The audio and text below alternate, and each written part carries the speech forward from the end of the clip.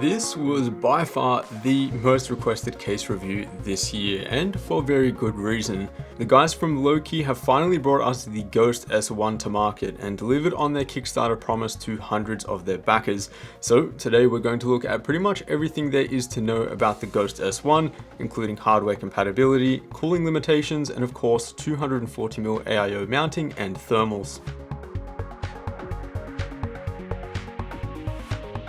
So let's start with the basics. The Louqe Ghost S1 is a small form factor ITX case which optimizes for hardware compatibility in a small footprint and volume, and with an ultra premium build quality as well. This section of the market has been dominated by the Ncase M1 and the Dan A4, which most of you are probably familiar with. We've reviewed them on the channel previously and also tested them extensively when it comes to CPU cooling options. So it'll be very interesting to see how the Ghost S1 stacks up. And the overall design here is very similar, with a focus on a functional, breathable enclosure with breathable side panels on the sides and the top and the bottom. One big difference here though is the way the Ghost S1 has been built. It's aluminium, just like those premium options, but each side panel here has been milled out of a solid block rather than pressing and cutting thin sheets. This results in truly next level quality, and it's hard to believe that this is the first case that we're getting from the Louqe team. The overall design is also extremely understated and as minimal as it gets, which I can definitely appreciate. No logos here at all on the exterior, only a small power button at the front below the tiny power LED. You'll also notice that there's no front I/O here at all. A daring move for sure, but as I've said in previous case reviews, I personally never use front I/O and prefer to use external USB hubs connected to the rear I/O. There's no doubt that this will disappoint some though, and I'm really interested to hear what you guys think of this down below. 3 color options are available at this point: limestone, arctic, and the model that I've got here, which is called ash. It's just a fancy name for matte black. I really would have liked to see a space gray option similar to the finish on the Phanteks Evolve Shift, so hopefully we'll see that as an option in a revision. The top panel is nice, thin, breathable material which attaches magnetically to the top of the case thanks to those small magnets at each corner, and there's a small tag at the back of the panel to assist in removing it. You can of course remove this though if you like. The side panels are locked in via 4 screws at the bottom, and by removing these you can slide the panels upwards to reveal the interior. There's also a Gen 3 X16 PCIe riser cable included and pre-installed with the Louqe branding at the top. Now, one reason why the Ghost S1 has been so sought after is that it competes both with the Dan A4 and the Ncase M1 in terms of hardware compatibility.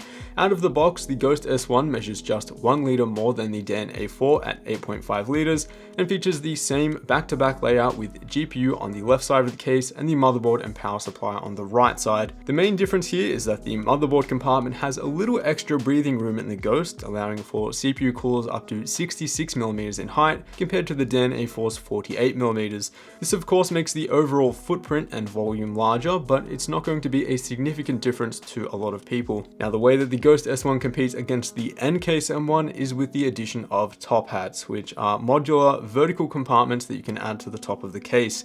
They come in 3 different sizes: small, which adds 17mm of height and support for additional 2.5-inch drives or slim 120mm fans; medium, which adds 27mm of height and support for 3.5-inch drives or full-size 120mm fans; and then finally the largest top hat, which I personally recommend. This adds 58mm of height, and here you can accommodate up to a 240mm radiator quite comfortably. You've got about 56mm of clearance once you factor in the radiator bracket underneath, so a 30mm thick radiator along with 25mm thick fans will fit nicely. The top hats will need to be assembled and consist of 4 separate parts. This involves installing the screws in halfway into the longer parts, slotting the front and back parts in, and then tightening the screw to secure them. One thing I did notice is that when tightening the parts together, this causes the longer parts of the top hat to bow inwards slightly so that they don't fit totally flush with the rest of the case.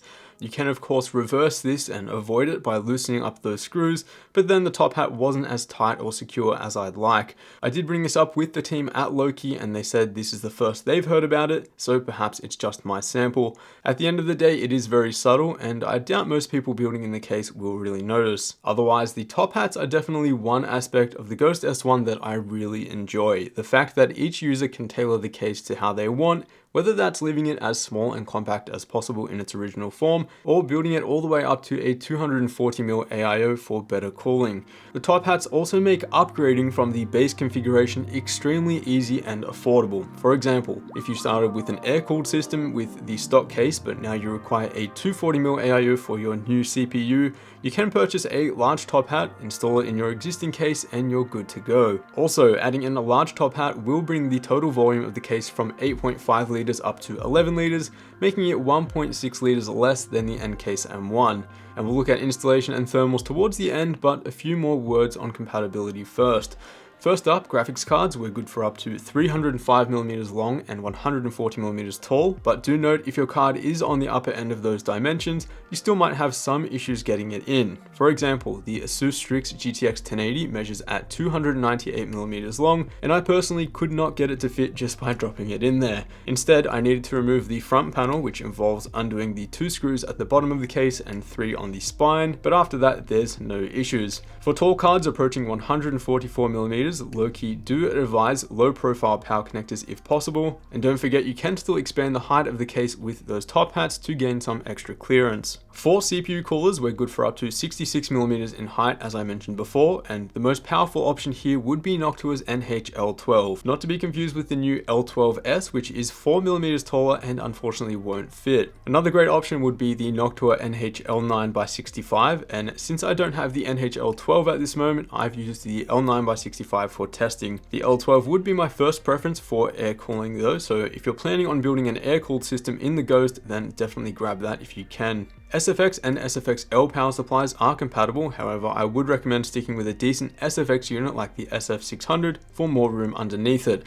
By the way, I appreciate the breathing room between the power supply and the spine of the case, as this way you can neatly route your GPU power cables without being in plain sight. You could mount a single 2.5-inch drive there as well, or you could just stick to the bottom drive bay, which can accommodate 2 2.5-inch drives.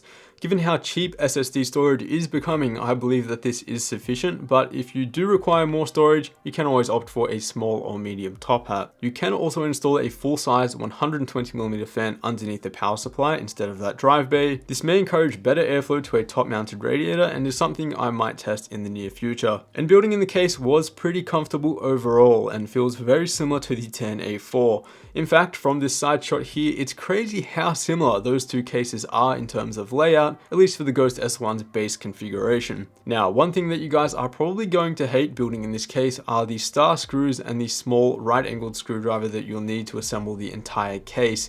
I understand the star screws might have some durability benefits over the Phillips head, but it's just not that enjoyable or practical to use in my opinion. I'd at least like to see a proper driver, perhaps a magnetic one, as there were a few times that I lost the screws, especially when installing the top hat. Now, installing a 240mm AIO in the top hat was pretty straightforward, and here I was able to route the tubes almost perfectly on the Kraken X52. There is a cutout in the spine of the case to allow the tubes to route underneath, as well as a dedicated cutout on the bracket which is dedicated to the front portion of your radiator. I did just use the stock cables for my test systems, both because I don't happen to have any custom length cables here for this case yet, and also because I think it serves as a good benchmark for cable management if you are using just the stock SFX length cables. Just like in the 10A4, I was able to tuck in most of those power supply cables underneath the power supply and close the side panel with no issues. By the way, if you're looking for custom sleeved cables and you don't want to make your own, definitely hit up P-Slate Customs, as that seems to be very tidy work, and best of all, they're the exact lengths that you'll need. I'll leave a link for you guys down below. After you've installed the top hat, you can still slide the side panels in from underneath the case by removing the bottom panel and then securing everything there. Alright, let's finally discuss system thermals and see how it does against some other popular options.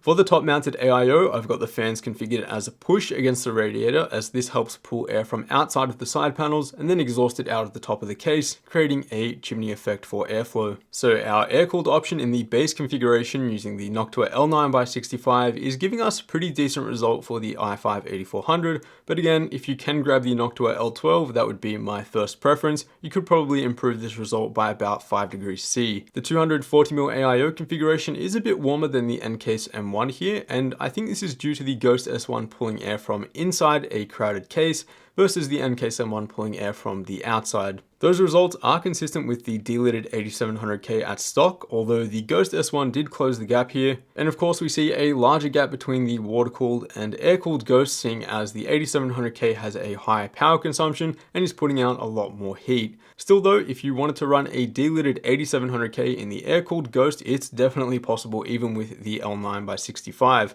For overclocking headroom though, I definitely recommend a large top hat for that boost in cooling performance. GPU thermals were outstanding and were on par with the Dan A4. That's easy to understand though, as the two cases position the GPU identically.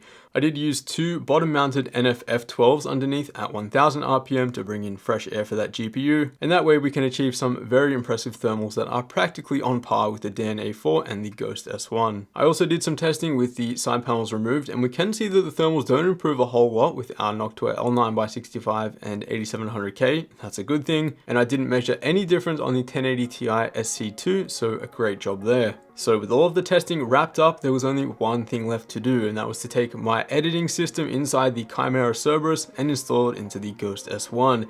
I'm using the top hat with the Kraken X52 up top, but I did swap the fans to Noctua's ultra quiet NF A12x25s, so now even at 1500 RPM the cooler is near silent. Now I've left the price until the end of the video because this is a very premium case for a very premium price of 219 euros, which works out to be roughly $250 US just for the base configuration at the time of filming, and closer to $300 US when factoring in a top hat. That makes the base configuration about $50 US more than the Dan A4, and the top hat configuration almost $100 more than the N-Case M1. Now, of course, the knee-jerk reaction is that this price is insane and no one would ever pay that sort of money for a PC case, but there are actually hundreds of enthusiasts who will receive their Ghost S1 next week, and I know for sure that there are hundreds more waiting in line for that second production run. So what is it about the Ghost S1 that has so many people hyped up? Why am I receiving messages every single day to check this case out? Well, I think there's two main reasons why people are reaching for the Ghost S1 over some of the other current options. The first one is build quality, and as this is the first case that I've worked with which has the panels milled from solid blocks of aluminium, the feel and structure of the case is just truly next level. This is the main reason that I believe the price is justified where it is. The second point is of course the modularity, flexibility and upgradability of the top hat solution, and the 240mm AIO support in this case is something that I can highly recommend. So guys, you know what to do. Let me know your thoughts down below on the Ghost S1 now that you've finally seen it from the inside out, and also let me know what content you'd like to see coming up for this case, whether that's comparisons, build videos, or whether you'd just like to see me work on my own system here. For example, I'd love to do some custom sleeving and fix up that massive mess underneath the power supplies. As always guys, a huge thanks for watching. Subscribe down below if you haven't already, and I'll see you all in the next one.